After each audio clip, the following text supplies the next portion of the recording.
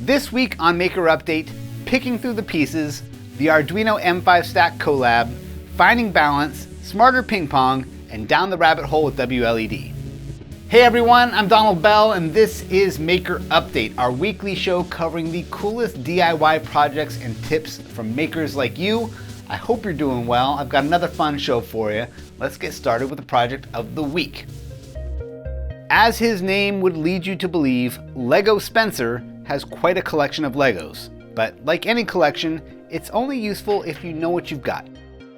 Unfortunately, sorting and organizing Lego pieces is time-consuming and tedious, so why not automate things?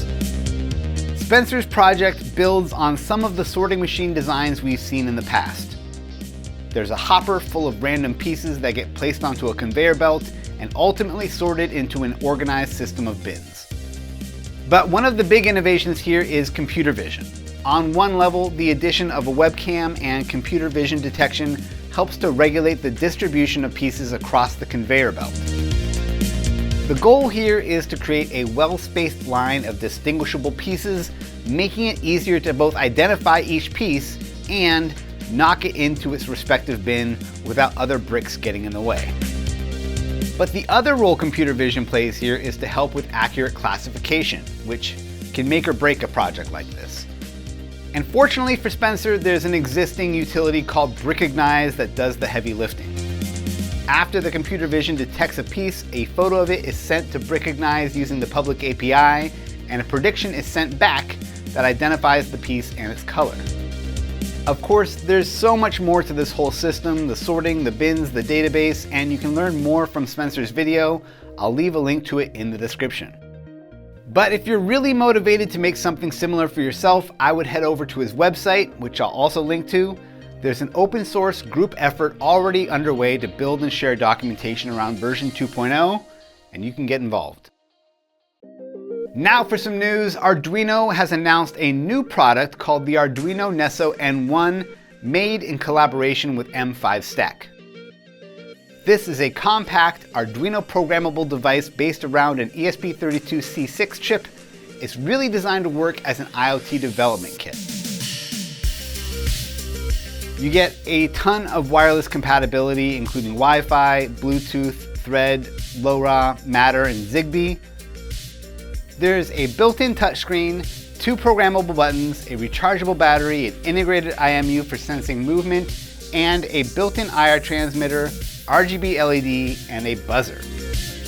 Unlike other Arduino boards, you don't get a lot of I/O pins for connecting things or breadboarding, but you do get both Grove and Quick connectors for solder-free plug-and-play prototyping. The Nesso N1 retails for around $50. You can find a link to it down in the description.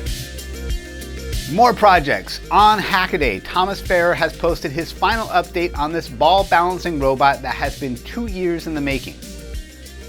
The design uses 3 linear actuators to quickly adjust the position of a platform with a thin capacitive touchpad across it. Inside is an STM32F4 microcontroller running firmware written in the Rust programming language. On his project guide, you'll find the code along with a very cool 3D visualization of the design.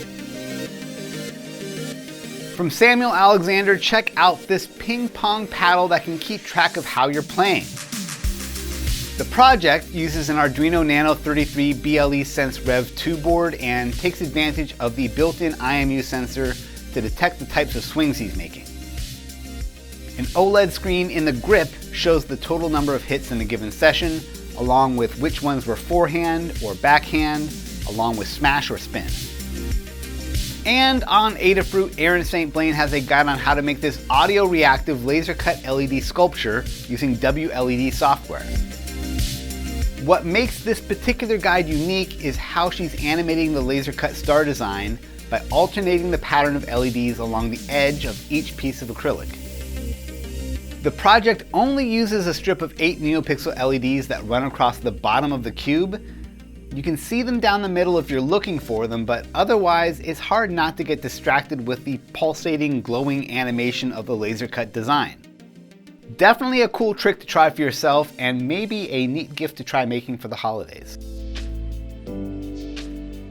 Now for some tips and tools.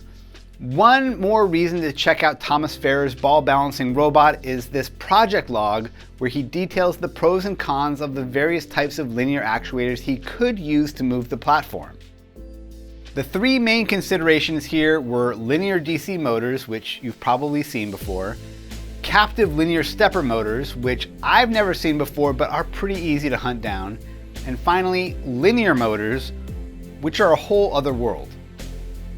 Typically reserved for manufacturing or pick-and-place machines, linear motors are a gearless actuator that seemingly use direct magnetic control like a solenoid, but with the stepped precision and feedback of a stepper motor.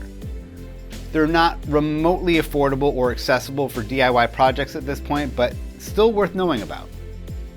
On the Hobbies Direct YouTube channel, there's a fun and thorough overview of how a modern RC car works.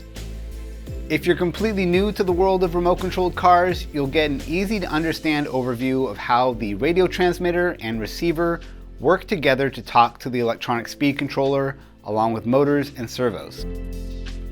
But even if you already know the basics, there's some interesting details in here about calculating battery life, how RC motors are rated in kV or revolutions per volt, how to reverse direction on a 3-wire brushless motor, and when you might want to consider an external battery elimination circuit to power your servos. All of that in under 8 minutes. Definitely worth a watch. For this week's DigiKey Spotlight, check out this recent product discovery unboxing for a Panasonic PIR sensor. This is a long-distance, ultra-wide range motion sensor, great for any project where you want your microcontroller to detect when someone or something is nearby. Check out the demo. You can find a DigiKey link to the product in the video description if you want to pick one up. And that does it for this week's show. Be sure to subscribe, leave a thumbs up, or leave a comment. A big thanks to DigiKey as always for making this show possible, and thank you for watching. I'll see you soon.